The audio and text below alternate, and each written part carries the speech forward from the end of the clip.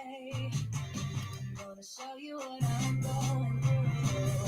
Get you out of your comfort zone. 'Cause I need more of the truth right now. It's time that you made your mind up. 'Cause lately all it ever got me straight.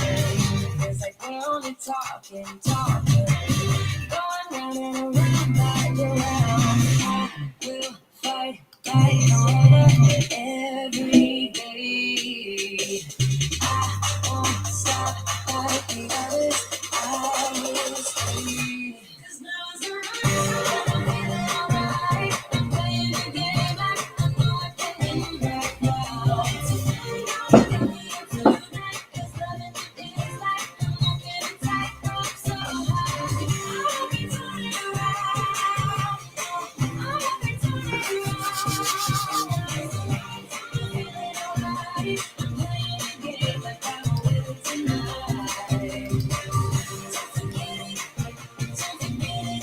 Don't forget it. We'll turn this around. Don't forget it. Don't forget it. Don't forget it. We'll turn this around. You know that I'ma keep it cool. With you, I feel like breaking rules. On the edge, looking out with no parachute. You know I dream me about us two, playing around without a clue. On the edge, dreaming now. With us, it's all or nothing. Oh, but guess I need more of you. With us, it's all or nothing. But guess I need more of you. Say it during night, but in the morning you're to sleep. With us, it's all or nothing. Oh, but guess I need more of you. With us, it's all or nothing. But guess I need more of you. Say it during night, but in the morning you're to sleep.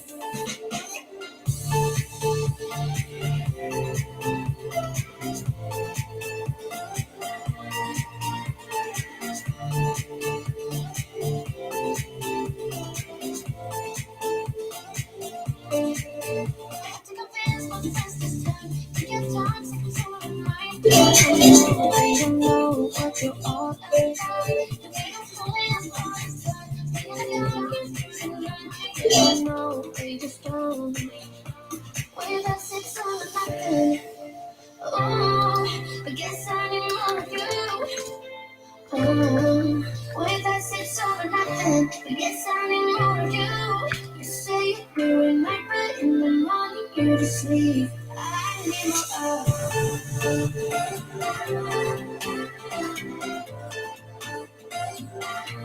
With us, it's all or nothing. Oh, but guess I need more of you.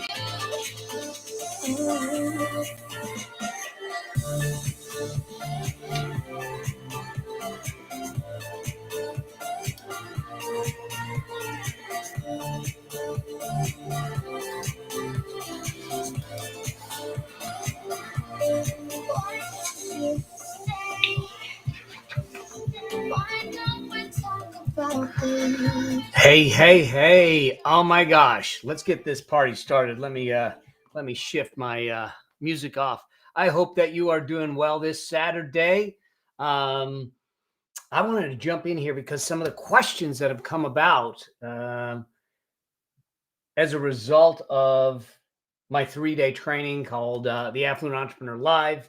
Did a bonus training yesterday about how do you create income? I mean, we're talking about, building wealth. How do you create income? And so I spent a bit of time yesterday talking about pricing, value, and getting paid for what you're worth. It's a huge thing, especially for personal brands or someone trying to make money with the things that we do. Let me make sure that I am live. Okay, you can hear me.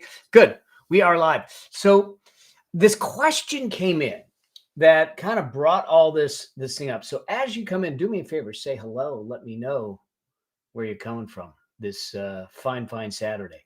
And so this question came in. What happened is they had money invested in the market. And when the market started, when the pandemic hit, obviously there was some uncertainty. And when there's uncertainty, sometimes people start to panic. And I don't know that that's what happened, but they pulled all their money out of the market. So they're sitting on the sidelines.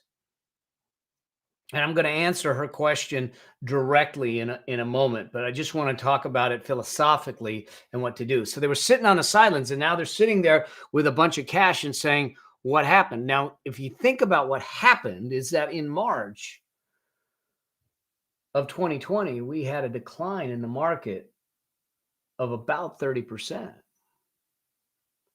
So people started to freak, including me a bit. But because I've been through it a number of times and I know better, I checked my emotions and I said, no, let it sit. And now the market's at an all-time high. So now the question is, okay, the question then is, well, what do we do? Now I'm sitting on this money, or maybe you've got money in an account, or you have money that you need to invest. Do you turn around and put it into the stock market now? And what do you do? I'm going to just open up my iPad real quick if it decides to cooperate. And so there's a couple things that I think we need to just kind of touch on. First things first, what I'm talking about is wealth creation. You've got income generation. Remember, one of the pillars of the Affluence Blueprint is income generation. And how do we scale our income? How do we go from drip to a flood of cash flow? But having income doesn't give you financial freedom. It doesn't give you financial independence. In fact, it can lock you down to generating the income. See, it's what we do with the income. It's the business machine. The job machine is meant to give you cash flow, but it's not meant to build wealth. It's what you do with it. Are you building a money machine in the process of doing what you're doing? And when we do that, now we start to create wealth. So in that process, we need to start to shift and look at things through a different set of eyes, because it's a different mindset. It's a different skill set to generate the income than it takes to multiply the income, to get it to work. And I don't care whether you're in the US, Canada, UK, Australia, Germany. Principles are universal. Principles will work across geographic lines, across market lines. And so that's why we look at it from that perspective. So you're sitting on a bunch of cash. What do you do? Here's the thing. As we think about this from an investing standpoint, we are always thinking long-term.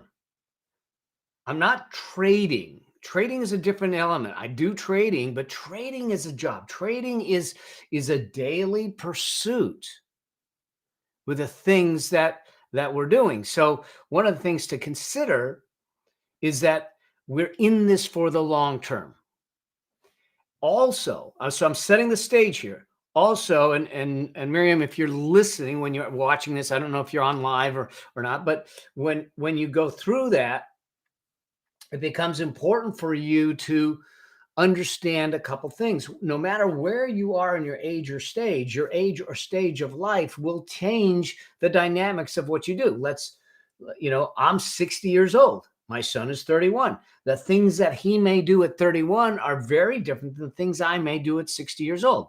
I have a far greater net worth and wealth than he does. He's doing really well, but a far greater net worth. So the capacity to take on risk may exist for me far greater than it does for him with a brand new child. So everyone's circumstances are different, which means that there is no one size fits all, but there are principles that we need to understand that will help you navigate this process. And one of the things is to consider things from a long-term view. What's a long-term view? Minimum 5 years. So if we need the cash, or we expect to need the cash within 5 years, I'm probably not going to want to put it at risk of volatility in the stock market or volatile events. I'm not putting it in Bitcoin. I'm not putting it in those things. So depending on your time horizon, will also impact what you do with a lump sum of cash. But I want to just talk about, why do we want to look at this long term? Well, let's just take a look at what has gone on. See if I can find it. I did have it. Let's take a look at what has gone on in the construct of the stock market, because this will start to help you at least put some things in perspective going forward. And so I'm gonna, now for Instagram, you won't be able to see this, but Facebook, YouTube, y'all will be able to see this. And and so here's the thing: when I jump to my iPad, I want to let's just take a quick look at the stock market, what it does. And I'm not trying to sell you on the stock market. All I'm trying to do is give you a perspective. See, sometimes we get so close to it, we can't see the reality of what is going on. So I see some friends jumping on. I'm just going to say some hellos to people. Drew is on, Mike Watts is on, and Jonathan's on. So good to have you all here. And so here's what's happening. And like I said, those of you that are on Instagram won't be able to see this per se, but those of you that are following me elsewhere on Facebook and or YouTube or LinkedIn, you'll be able to see this. So this is a daily chart of the Dow Jones. And it goes back about 6 months. Okay, it's just about 6 months. But if you watch what's happening with this daily chart, you'll see that there is a lot of spots of volatility where we're in a narrow view. What ends up happening is that it looks volatile. But when we are sitting back and looking at this thing and saying, I'm going to be in this for minimum 5 years, we take a wider view of what's going on in the marketplace. We start to see things differently. This happens to be a 6-month view. It's kind of flat. It's kind of arcing. Well, let's go back and let me take it a little further. This actually puts a couple of years on it. Okay. But if we look at this, you still have little pockets of volatility. So if I zoom in and I'm looking at a little snippet of the market, it freaks you out because it looks like a roller coaster. But when we zoom out and we look at a longer term view of the market, even with the big dip in March, the tendency is that we're going to go up. Let me take a longer view so you can see this. Okay, so now this is actually going over 10 or so years. Okay, again, if you look at short term, you see a lot of ups and downs. Even a big one in March. Here's the one in 2008. It flattens out. But if you look at what's going on, the market is going up in the long term. So if I start to look at this in the long term, forgetting the peaks and valleys, the volatility, if you will, things change. Why is this important? Because what's happening with folks is we allow our emotions to get into our decisions. And when we allow our emotions to get into our financial decisions, our financial intellect declines. Okay? I know that may be smacking some people in the face, but I did it. That's how I got caught in the Ponzi scheme. My emotions got involved. And we go on this emotional roller coaster. And you're not alone. But the problem is we start to make decisions based on the emotions and not the logic, the analysis, the history. And when we do that, that's a challenge. Thank you, Aaron. Aaron says, very true. So good to see you here, Aaron. So let me go to let me just take you through this, because I want you to start to look at this idea of money emotions. What's the roller coaster of emotions and the cycle of emotions that start to play in, and how it can wreak havoc on your portfolio and your financial life. And then I'm going to give you what I think you ought to do if you have a lump sum of cash. Do you go in the market now? Do you go, do you go in a little at a time? How do you do that? These are the principles. These are the things that in Affluence Blueprint, we spend the time to start to understand. Fact of the matter is, y'all need a process, a system that has been proven over time. You know that there's 2 to 3 generations that have never seen inflationary times. They don't know experience in it. The good part of me being older is I've seen it. I've been through high interest rates. I've been through high inflation. I've been through corrections. I've been through recessions. I know what happens. I know the emotions I felt. I know the emotions you might feel. So the thing is that what keeps your emotions out of the game is having a process and a system. Now, I am not talking about the folks that are sitting there saying, I got a system, and you have to watch the red arrows and the green arrows and all of those things. And it seems so easy.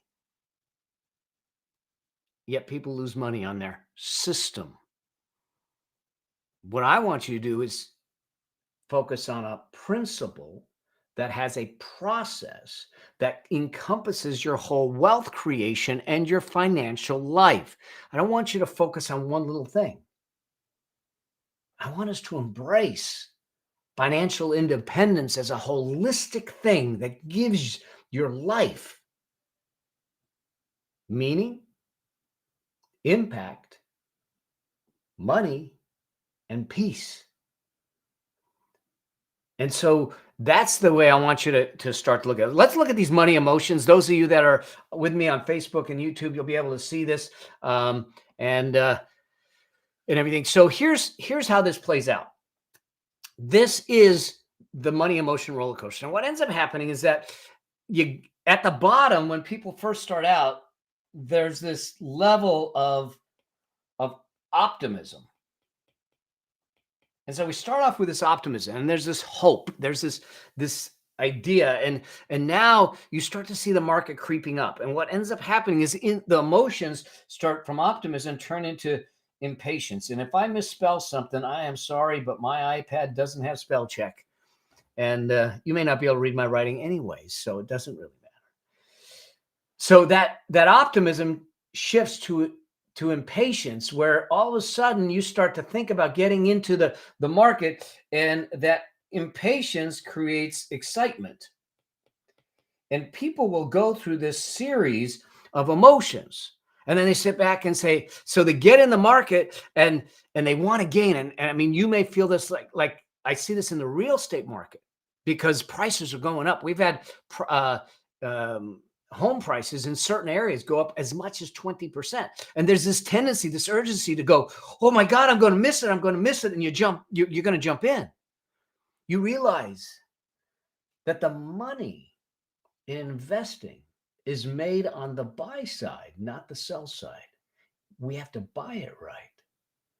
And so we need to strip away the emotions for the buying decision, because that excitement that you had, so you go optimism, impatience, excitement, turns into overconfidence. Now that overconfidence is when you sit back and go, I am golden. Listen, this may be hard for some of you to accept. And the only reason I can accept it is I got hammered in a prior recession. When the market is on an upward trend, like it has been, we've had 12 years of effectively a bull market with a slight hiccup here and there. Okay, 12 years. If you jumped in the market, and there are people out there that are talking about how well they did in the market. If you jumped in the market 2009, 2010 and stayed in the market, you did freaking great. Not to take anything away from you. But was it because of your strategy, your process, your system? Or was it simply because your timing of the market was good and you happened to get in at the beginning of a 12-year run, a 12-year run up of the market? See, too often we take credit for what the market has done. I did that.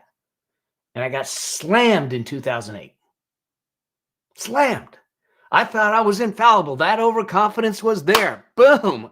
And then it hit me home, something awful, and it straightened me out, because then all of a sudden, after the overconfidence, you start to see things teetering. And what happens, that overconfidence starts to turn into complacency.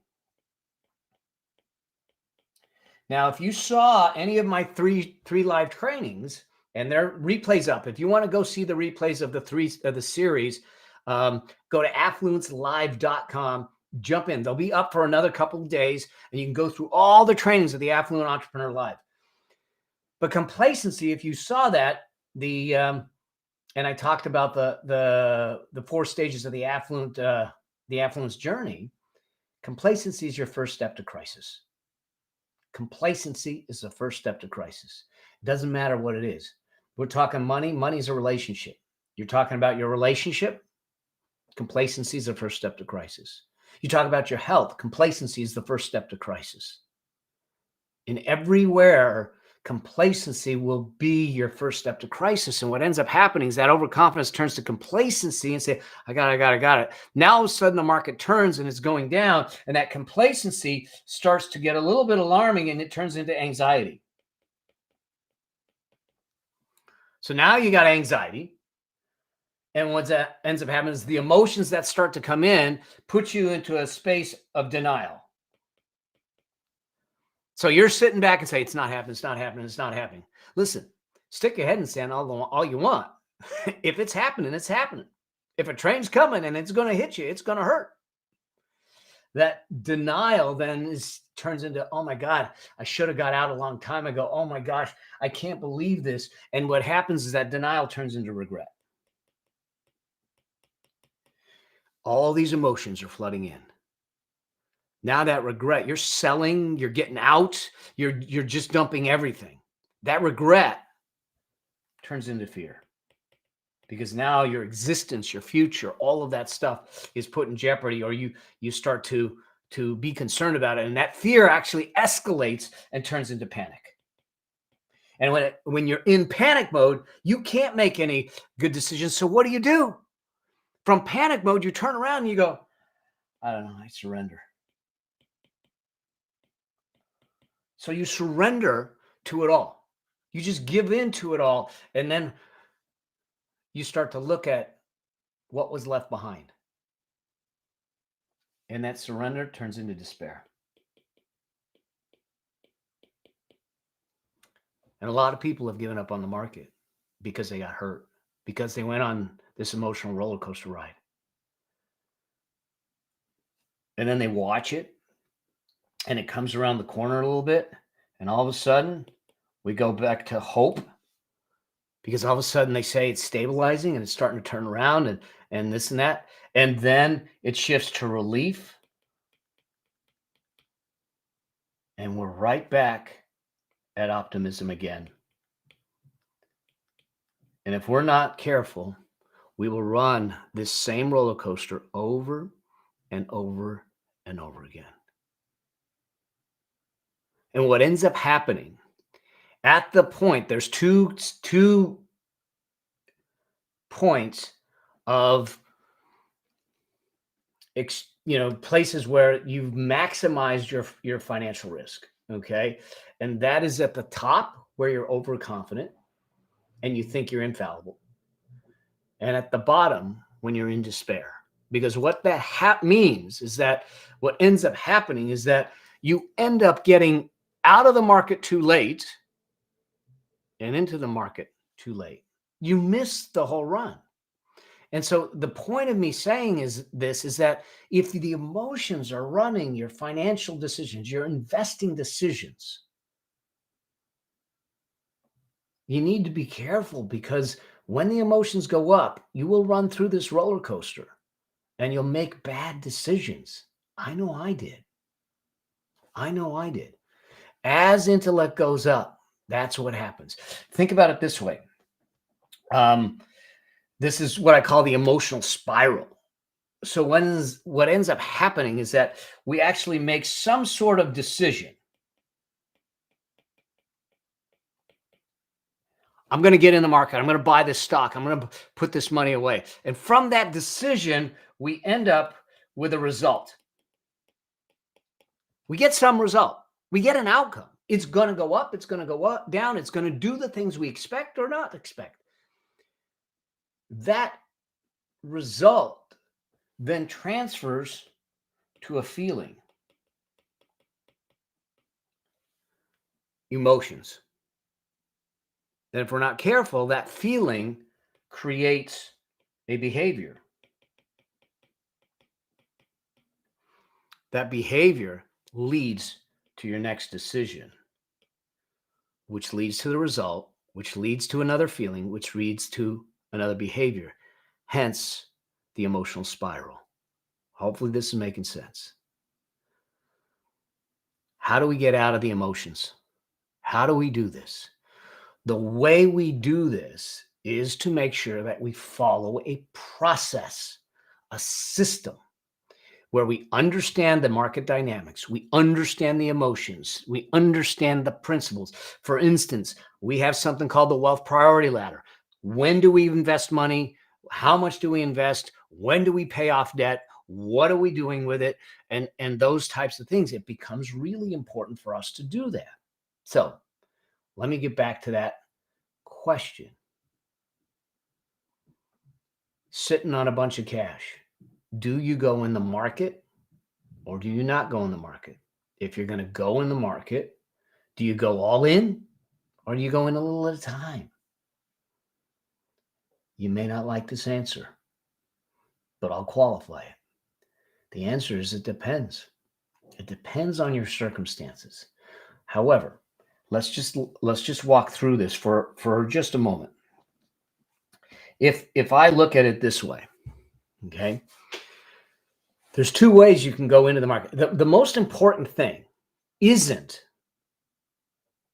when do I get in. If we look at this from this perspective, when we talk about compounded growth, when we talk about growth, there's an exponential curve that starts out flat and then accelerates up. And there's this flat section that you feel like you're not making progress. And then as it accelerates up, you go, wow. We got to get past the flat section. So what's more important about timing the market? Time in the market is more important. Getting in the game is more important. Okay. Yeah, absolutely. Arhan, is consistency is the key. So there's two ways we can go into the market, no matter where it's at. We can do what's called DCA, dollar cost average in, or we can lump sum in. Here's the thing. Most of the time, it just makes sense to just get in the market and that's it. And just, you're talking long term. So even if the market goes down a bit after the day after, did you make a bad decision? If you were making the decision for a 2-day run, maybe. But if you're making the decision for a 10-year run, probably not. Okay? Probably not. This is what we need to be real aware of as we move forward. Now, if it is a large sum relative to your net worth, say you inherited $1 million, then maybe what we do is we space it out over a 10 to 12 month period to bleed it into the market. If it's a small sum and you don't expect to touch it for 10 years, it's long-term money, small sum, I probably would just put it in. That's just my thought on it. I don't know, Marion, I do not know in your situation, one, what your debt situation is, what your peace of mind fund situation. If we look at the wealth priority ladder in the Affluence Blueprint and understanding that, it'll give me a little more indication of where that money should go. But if it's sitting in your retirement, which I understood that's where it was in the retirement account. We don't pull it out of a retirement account because you're going to get hit with tax and you're going to get hit with penalties. So it's in the retirement account. That means it's long-term money. Unless you're retiring in the next couple of years, let's get it working for you. Here's the thing. We need to realize that your money They're your little employees. They're meant to work for you 7 days a week, 365 days a year, 24 hours a day. Leaving them dormant on the side with no work assignment. You wouldn't do that if you owned a business. Well, your wealth is a business.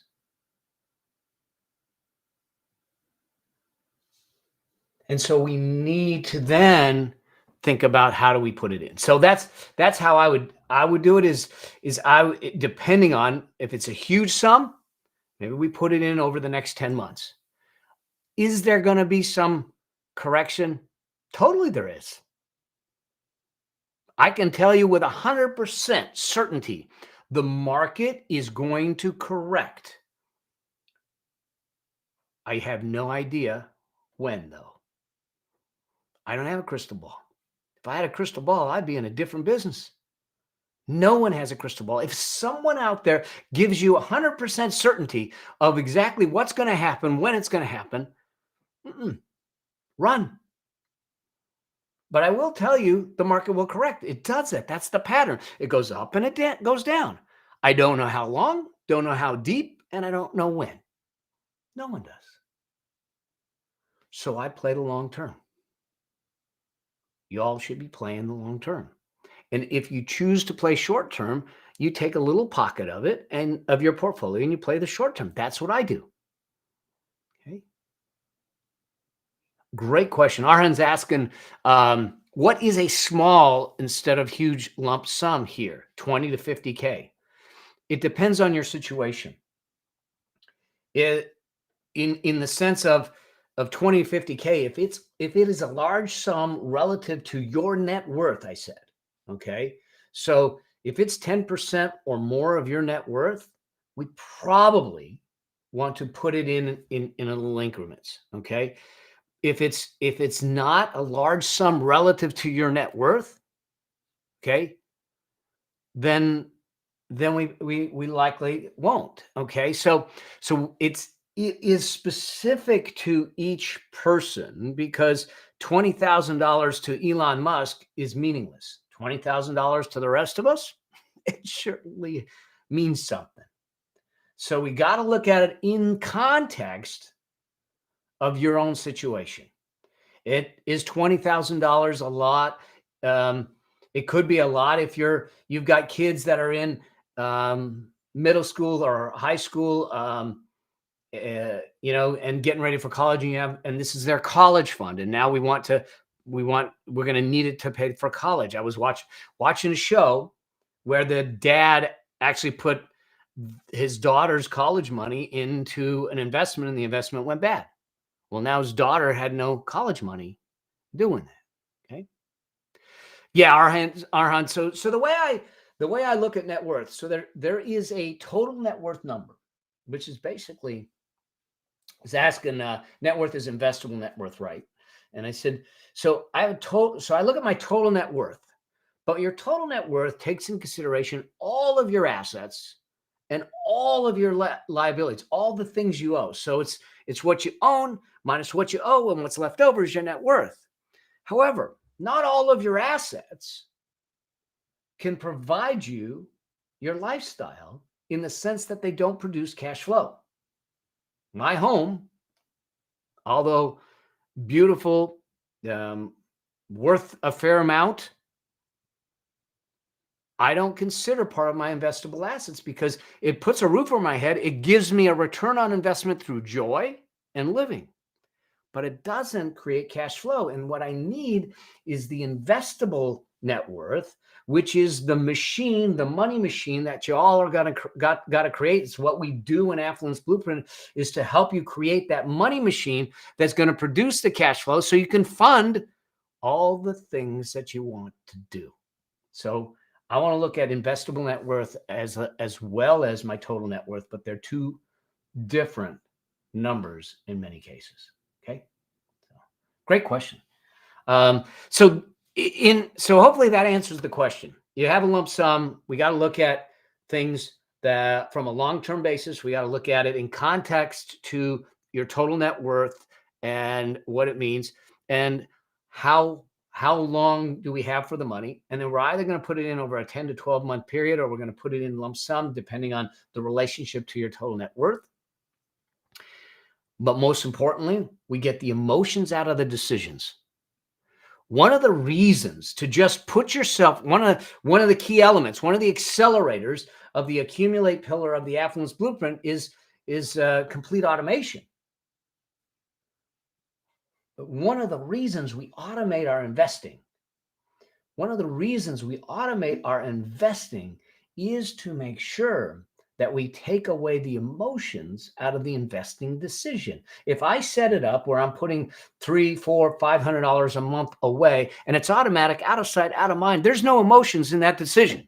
It happens without me. I don't have to make the decision. It just happens without me. Okay. Hopefully that makes sense. All right. I'm going to answer a couple of questions, and then I'm going to close out so you guys can go enjoy your Saturday. If you haven't had a chance to go watch the training, the three-part training series that I have, go to affluencelive.com. Affluencelive.com. Get in there, watch the training. I've got 2 additional trainings up there. One about getting out of debt, and the other about pricing, value, and getting paid what you're worth. So those are bonus trainings. So there's 5 actual trainings up there. Get some coffee, get some water, get a pad of paper, go through it. Let's change your financial destiny. The whole idea of that whole training series is to give you the map and the blueprint to shift to living an affluent life, to live not a life of opulence, but a life of meaning, a life of impact, a life of fruitfulness, and a life of peacefulness. That's the purpose behind all of it. Okay. And so make sure that you go back and go through that. It'll only be up till probably middle of next week, and then it's gone. So take the time to do that. If you get a chance to go through it this weekend, we're actually going to do a giveaway drawing. So you get a chance to, you're going to have to answer, you're going to have to go and take a quiz. I know. Oh my God, he's testing us. It's a quiz. The quiz is easy. It's like 12, 15 questions. I don't remember, from the training. So you answer the questions, gets at least 16 out of whatever it is right. So I guess it's more than 15. So it's probably 18 or 19 questions. And get at least 16 right. You get entered into a giveaway. And on Monday morning, we're going to do the giveaway. So you're going to get a chance to win my #1 best-selling book, Amazon gift cards, Apple Pencils, and access to my event that'll be next year, probably virtually, but if I can do it live, I will, called the Affluencers Intensive, a couple multi-day event that we're going to do. You'll also get the opportunity to win, no obligation, a one-on-one laser coaching session with me. So go there, go to affluencelive.com, make sure that you are in the system. On the all access page, you'll see the quiz, you'll see the VIP list, all of that type of stuff. And we'll make sure that we get that dialed in. And there was one more question. I'm going to answer that, and then we'll get going. Is that hopefully I pronounced this right? Andreas, do we pay off student loans at 7% interest, or do we put the money to work for us? So we have a debt payment strategy. Here's what I want you to do. I'll answer it briefly, but I want you to go through the bonus training that I have on that all access page about paying off your debt, because I literally walk in detail about what the conventional thought behind paying debt off. In fact, what most people say is we pay all our debt off first, and then we start investing. I don't agree with that. In short, your wealth creation is a behavior. It's a muscle that needs to be exercised. The sooner we start to create the behaviors and cement the behaviors and build that muscle, the more likely we're going to keep that in the long term. So at some level, I want to make sure that we're investing up front, as long as at the same time paying down the debt. Will it extend out our payment of the debt? Certainly it will.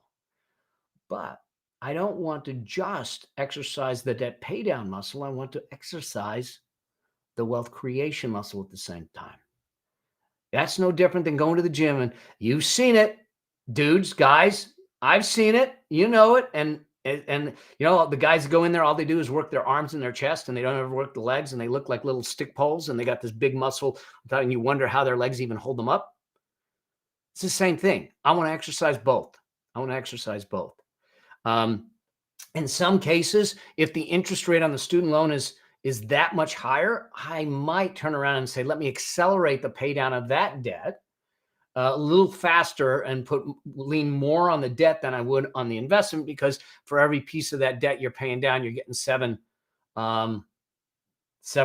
back because you're not paying on it. But I still want you to exercise the wealth creation muscle at some level.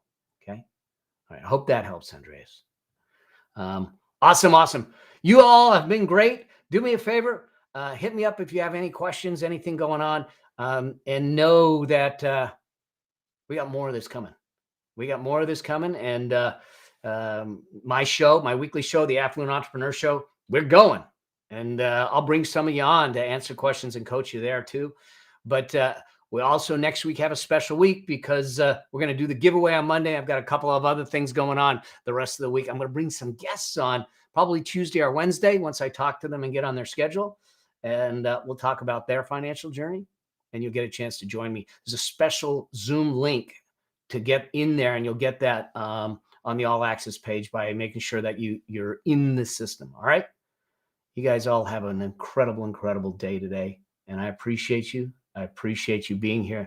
I appreciate you sitting back and saying, I'm going to take control of my financial future. I'm going to sit back and be the one that takes control to decide that my financial destiny means something to me.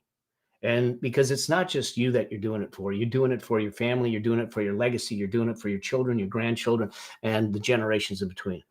The other side of it is that people are watching you. So those to the right and left of you that get a chance to see you step up, they're going to wonder how you did it. They're going to ask you how you did it. And now you become the role model. That's the gift of the ripple effect of finding financial independence. And as I've said over and over again, financial independence to me, it's a birthright. Let's just go claim it. And let today be the day that you decide that it's yours. And let's run this path together. All right. Until we get a chance to chat or anything like that, always make sure that you try to live a life that outlives you. Cheers. See ya.